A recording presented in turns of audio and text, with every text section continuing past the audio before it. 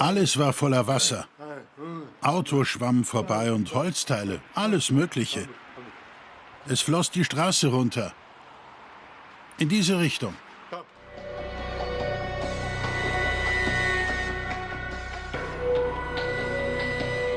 Das Wasser stieg unaufhaltsam. Es dauerte tatsächlich nur 10 Minuten, bis der Keller vollgelaufen war. Bis unter die Decke. Unglaublich.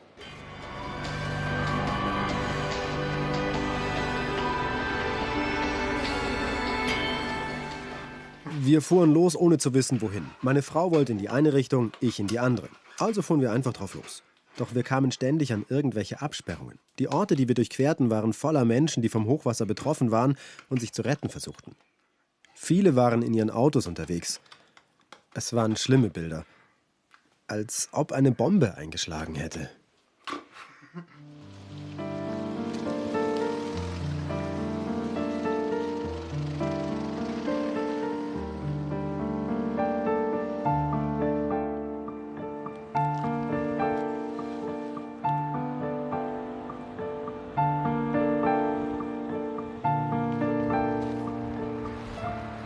Es war nur Regen, ein 3 Tage anhaltender starker Regen. Tausende verloren ihr Zuhause. 184 Menschen starben. Der Regen führte zur schlimmsten Katastrophe seit mehr als 100 Jahren. Wie haben taube Menschen die Flut erlebt? Waren sie gewarnt? Bekamen sie Hilfe? Was muss getan werden, damit sich eine Katastrophe von diesem Ausmaß nicht wiederholt?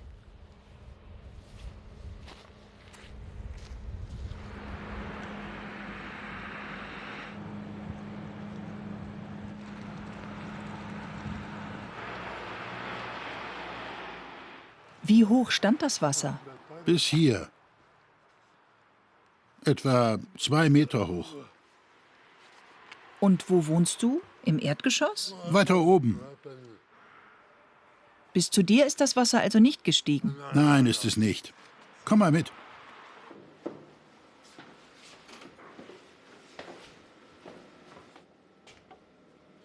Das Wasser ist mit unglaublicher Wucht in den Keller geströmt und hat alles überflutet. Auch die Fax- und Telefonleitungen wurden zerstört.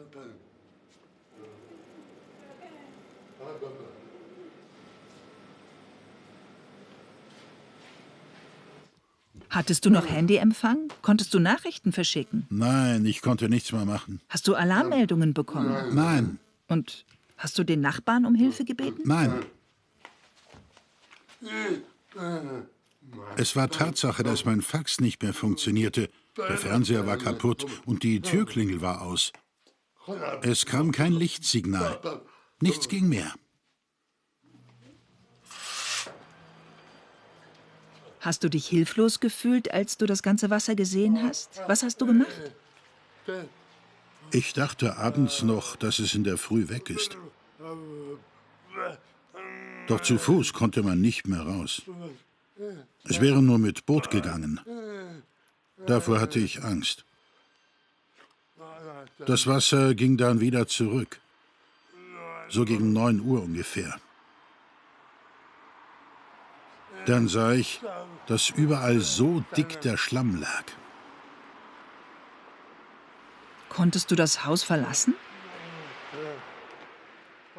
Ich musste durch das Wasser warten. Es fuhr kein Bus mehr. Auch die Bahn fuhr nicht mehr. Die Schienen waren kaputt. Der Verkehr war unterbrochen? Alles war zerstört.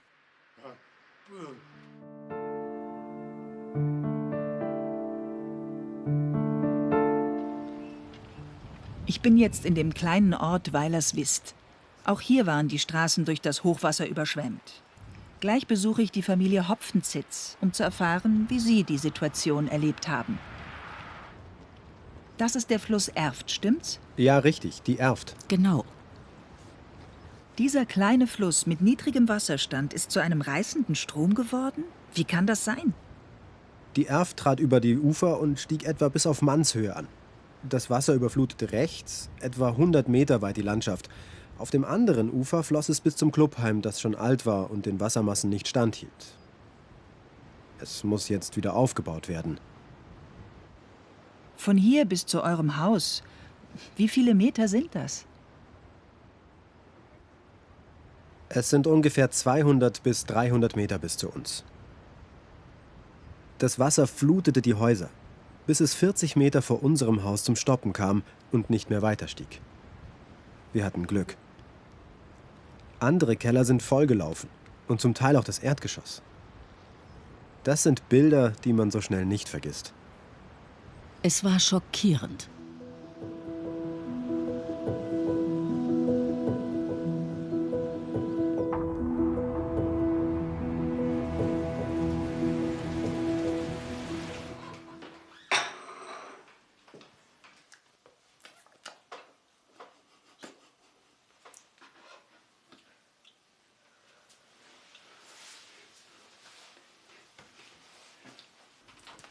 Hier wird zur Evakuierung aufgerufen.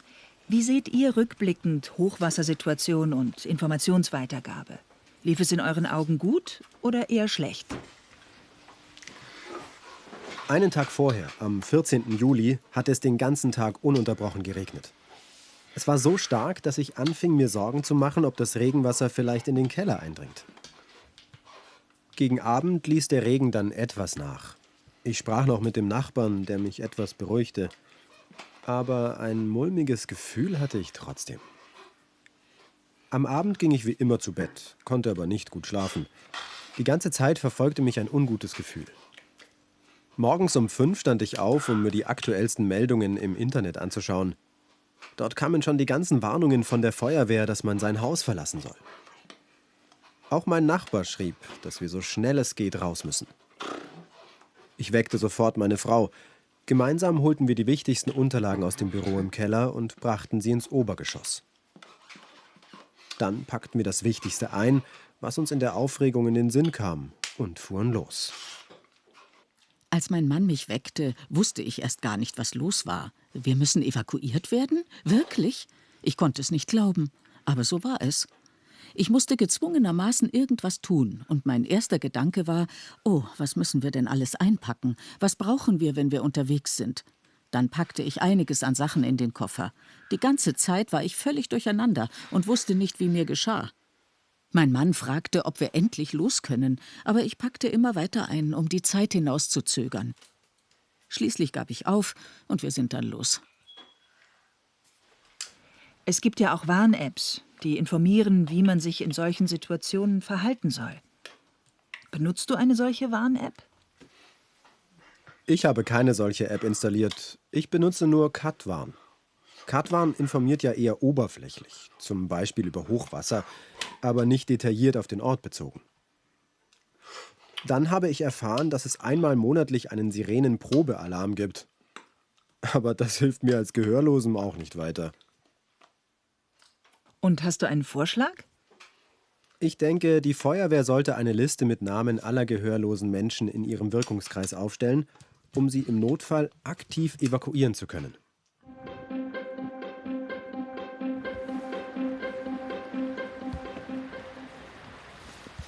Wenn man die ruhig dahinfließende Ahr sieht, ist schwer vorstellbar, dass sie innerhalb von Minuten zum reißenden Strom wurde. Durch den Starkregen stiegen die Zuflüsse an und die Wassermassen ergossen sich sintflutartig in die Ahr. Häuser wurden teils bis zum Dach geflutet. Selbst Bewohner, die 300 Meter von den Flussufern entfernt wohnten, waren unsicher, ob sie bleiben oder flüchten sollten.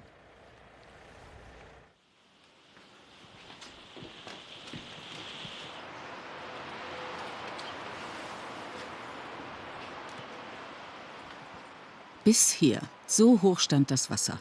Und ich hoffte nur, dass es nicht weiter steigt, bis ins Erdgeschoss. Aber es hat gestoppt.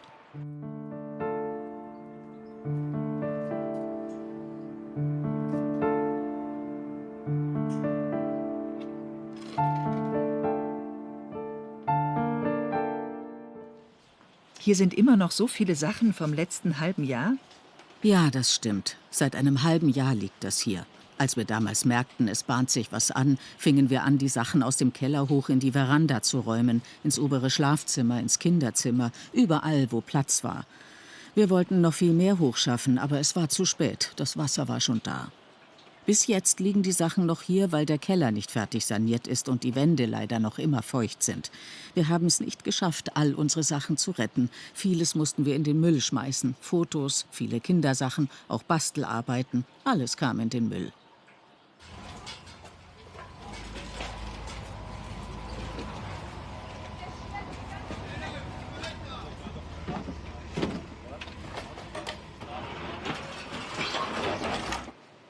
Das war unser Elternschlafzimmer. In der Nacht von Mittwoch auf Donnerstag hatte der Raum schon etwas Feuchtigkeit angezogen. Wir wollten hier nicht schlafen und sind dann nach oben ins Zimmer unserer Tochter gezogen, die verreist war, sodass der Raum frei war. Wenn ich mir vorstelle, wir hätten in dieser Nacht hier geschlafen, als das Hochwasser kam. Wir hätten keine Chance gehabt, uns in Sicherheit zu bringen.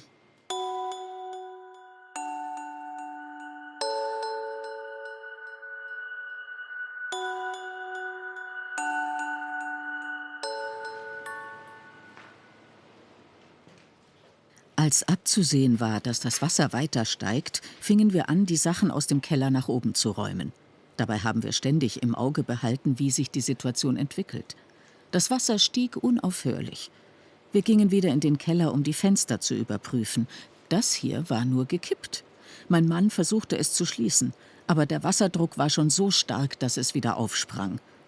Das Wasser hatte eine solche Kraft. Mein Mann war von oben bis unten nass. Schließlich kam meine Tochter und wir versuchten zu dritt, das Fenster zu schließen, was uns auch gelang.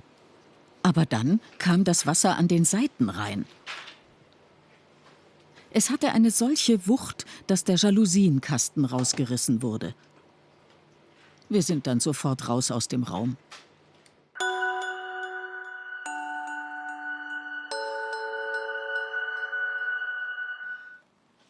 Am Morgen sind wir aufgewacht, aber ohne Wecker.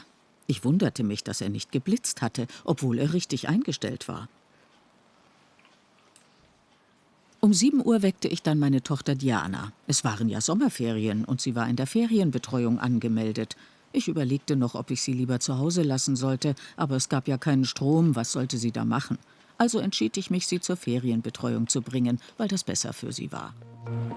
Inzwischen steigt das Hochwasser weiter. Die B265 bei Erftstadt wird überschwemmt. Tausende Menschen müssen evakuiert werden. Ich hatte kein Zeitgefühl mehr. Das Wasser stieg weiter. Die Nachbarn waren schon weg. Ich wollte dann auch los und natürlich noch Diana abholen. Ich konnte jedoch nicht fahren, da die B265 in alle Richtungen gesperrt war. Alles stand unter Wasser. Ich konnte nicht fahren. Norden, Süden, Westen, Osten. Ich war eingekesselt. Alle waren schon abgeholt worden. Nur ich war noch da. Ich dachte, vielleicht kommt Mama später. Ich habe dann noch weitergespielt und gewartet. Aber Mama kam nicht. Ich wurde traurig und hatte dann auch Angst. Vielleicht war irgendwas passiert. Also mit Mama und Papa. Ich sah einen Hubschrauber kreisen und dachte, dass er mich vielleicht mitnimmt. Aber nichts dergleichen geschah. Mir blieb nichts anderes übrig, als zu warten, während das Wasser weiter stieg. Ich blieb und wartete. Bis zum Nachmittag. Dann klopfte die Polizei und sagte, ich muss sofort raus. Ich hatte nur 10 Minuten Zeit. Wir gingen zu Fuß zur Sammelstelle, wo ein Spezialfahrzeug der Feuerwehr wartete, das auch auf überfluteten Straßen fahren kann. Sie brachten uns zur Schule, die etwas höher lag. Als es hell wurde, habe ich sehr geweint, weil ich nach Hause wollte. Erst 2 Tage später habe ich meine Tochter wiedergesehen. Endlich. Das war unglaublich schwer. Ich habe mich so sehr gefreut, endlich meine Familie wiederzusehen und sie zu umarmen.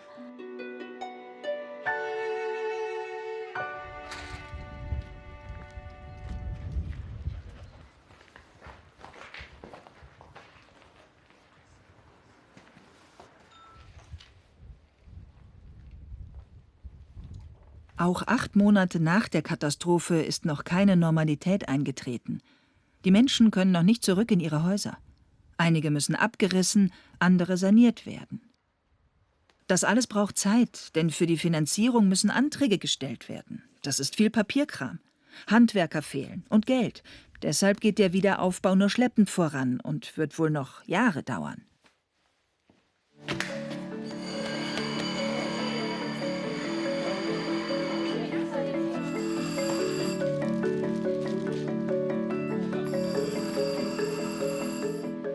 Die Leute hier haben sich im Juli 2021 zusammengeschlossen und den Verein Helfer mit Herz gegründet. Seit 8 Monaten fahren sie jeden Samstag in die Hochwassergebiete, dorthin, wo sie am dringendsten gebraucht werden. Sie schippen, putzen, helfen bei allen Aufräumarbeiten. Jetzt bereiten sie gerade den Einsatz für kommenden Samstag vor.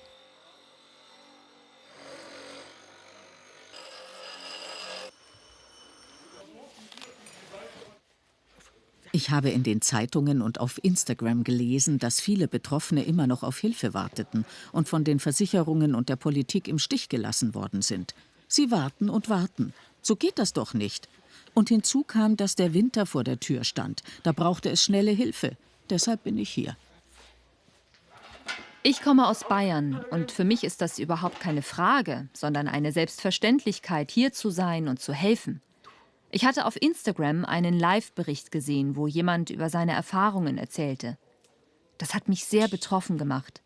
Und ich fragte mich, warum soll ich allein zu Hause sitzen, statt mich hier einzubringen? Es ist mir eine Herzenssache, anderen Menschen zu helfen.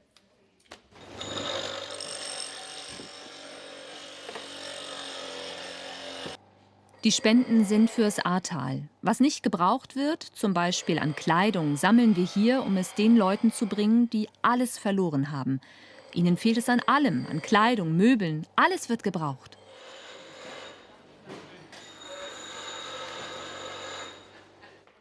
Magnus hat den Verein Helfer mit Herz e.V. mitgegründet.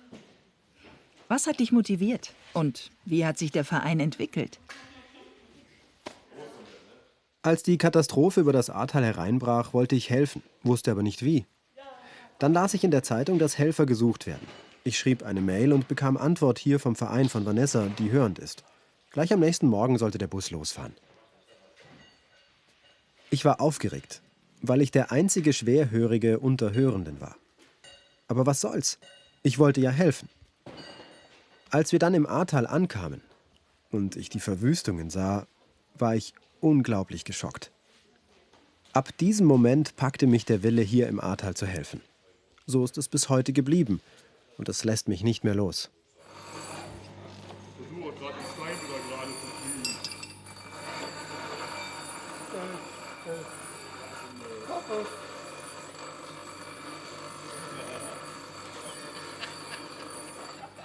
Angefangen hat das ja eine Woche quasi nach der Flut, wo wir das erste Mal ins Ahrtal gefahren sind, wo jetzt halt auch begrenzt nur eine Anzahl von den Gehörlosen dabei war. Und das hat sich so entwickelt und mittlerweile ist es auch so, dass wir ohne Probleme zusammenarbeiten können und es ist einfach ein tolles Team.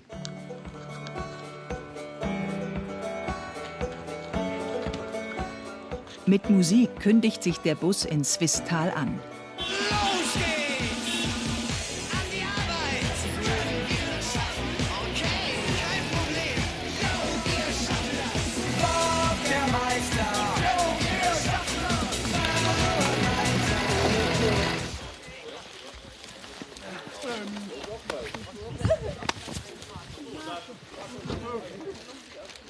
Ich war das erste Mal im Ahrtal. Mitten bei der Arbeit wäre ich fast von einem LKW erfasst worden, dessen Hupen mich nicht bemerkt hatte.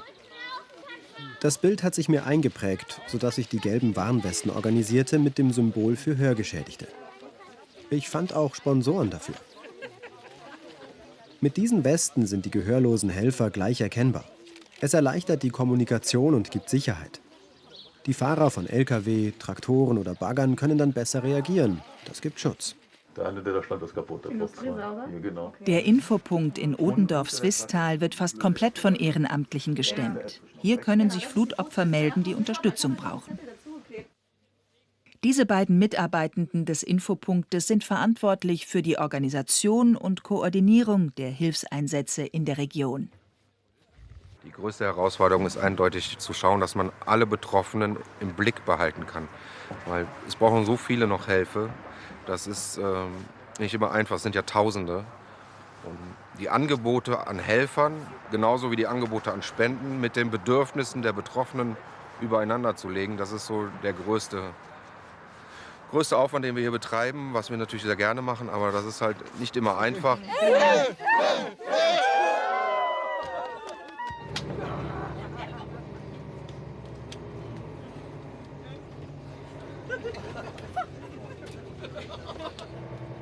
Ihr lieben Grevenbrocher Helfer mit Herz, wo fahrt ihr heute hin? Wir werden weiter mit aufräumen, putzen. So richtig wissen wir es noch nicht. Wir lassen uns überraschen. Und du? Weißt du schon, welche Aufgaben dich heute erwarten? Wahrscheinlich werden wir Dreck wegschaufeln. Aber richtig klar wird es erst sein, wenn wir vor Ort sind und sehen, was gemacht werden muss.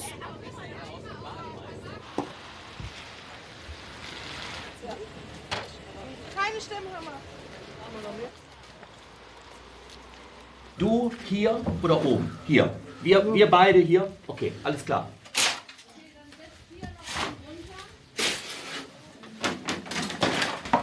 Nicht so voll.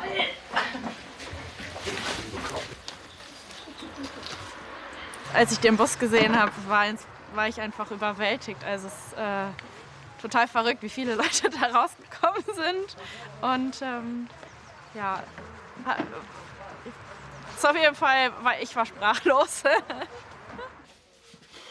Puh. Wir sind jetzt fertig. Es war ziemlich anstrengend. Im Keller war eine harte, dicke Schlammschicht abzutragen, so hoch ungefähr. Es war sehr mühsam, aber wir haben durchgehalten und die Arbeit geschafft.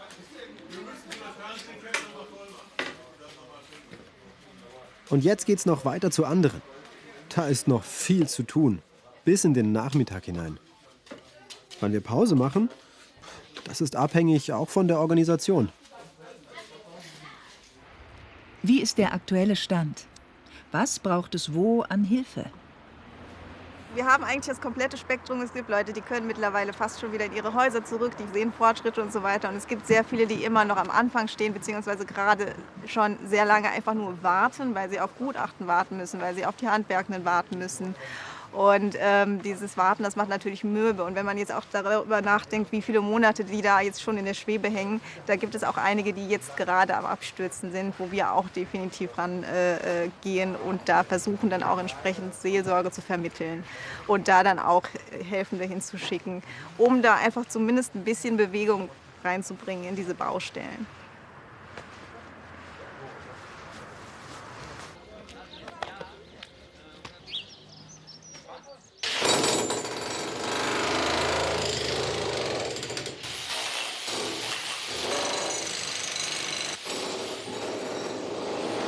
Wir hätten sowas noch nie erlebt. Und das ist, ich sag mal hier von Zeit, von Arbeit, von der Psyche her, ist sehr belastend. Aber wir sind sehr, sehr, sehr dankbar, dass jemand bei uns ist. Und das ist nicht selbstverständlich, sag ich mal so. Ja, dass die Leute so freundlich sind dabei und auch uns selig manchmal, die auf die Schulter klopfen und ist eigentlich toll. Moment. Also das sah so aus. Das sieht aus. Alles weg. Es sind halt keine Handwerker vorhanden, deshalb machen jetzt viele Vereine, dass sie halt Schulungen machen, damit halt immer ein Handwerkerteam da ist und man dann unterstützen kann auch.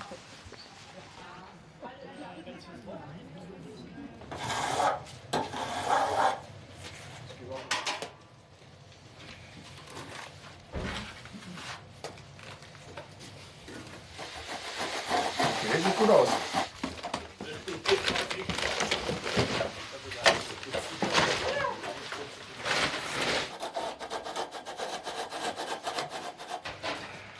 Sag mal, bei dir sieht das Verputzen so professionell aus, als hättest du es richtig gelernt. Zu Hause habe ich selber schon Fliesen verlegt. Aber das hier ist noch mal was anderes. Ich dachte, wir schaffen den Raum an einem Tag, aber wir sind nur zur Hälfte fertig. Es ist sehr anstrengend. Uns wurde erklärt, was alles beim Verputzen zu beachten ist. Dass man dabei millimetergenau arbeiten muss, hatte ich nicht erwartet. Es braucht mehr Zeit, als ich gedacht habe. Viele Schritte sind nötig und der Wandputz muss ganz exakt geglättet werden. Das ist nicht einfach. Und jetzt müssen wir eben kontrollieren, ob die Wand eben auf der gesamten Länge gerade ist. Und das können wir jetzt eben dadurch kontrollieren, dass wir hier Spannung auf die Kordel bringen. Also wenn es so ist, nehmen wir hier noch Material weg. Ja, sieht gut aus. Helga Gäde kennen wir ja schon. Sie war selbst vom Hochwasser betroffen. Trotzdem ist sie hergekommen, um zu helfen. Bei mir zu Hause haben wir relativ schnell Hilfe bekommen, die mit aufräumte. Nun kann erst mal alles trocknen. Es ist mir ein Bedürfnis, jetzt auch anderen Betroffenen helfen zu können. Freunde erzählten mir, dass im Ahrtal Hilfe gebraucht wird. Und ehrlich gesagt ist es auch für mich wichtig, anderen helfen zu können. Ich möchte gern etwas von der Hilfe, die ich bekommen habe, zurückgeben. Und der Zusammenhalt ist hier unsagbar groß, auch zwischen Hörenden und Gehörlosen. Ich kann mit einem ruhigen Gewissen wieder nach Hause fahren. Und wir bekommen hier auch noch eine Art Schulung. Das heißt, dieses Wissen kann ich später zu Hause beim Renovieren anwenden.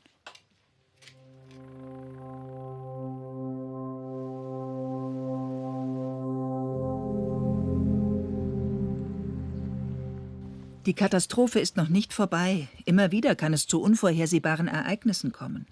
Wie kann man solche Katastrophen in Zukunft vermeiden? Ganz wichtig ist, dass wir alleine auch jetzt in Deutschland das mal erkennen. Es sind ja 2 Länder betroffen, also Rheinland-Pfalz und hier Nordrhein-Westfalen, dass die Katastrophe nicht aufhört, wenn die Gefahr abgewehrt ist, sondern viel, viel länger dauert. Und das ist auch einer der Punkte, die unbedingt angesprochen werden, die sogenannte Katastrophennachsorge. Da muss unbedingt nachgeregelt werden, weil wenn die Katastrophe eins gezeigt hat, außer der ganzen Solidarität und Hilfsbereitschaft in Deutschland, dann, dass es da erheblichen Nachholbedarf gibt und dass das klar strukturiert ist. Die Kommune alleine oder der Kreis, die hätten das ja gar nicht schaffen können. Und das ist überaus wichtig, dass das nie vergessen wird.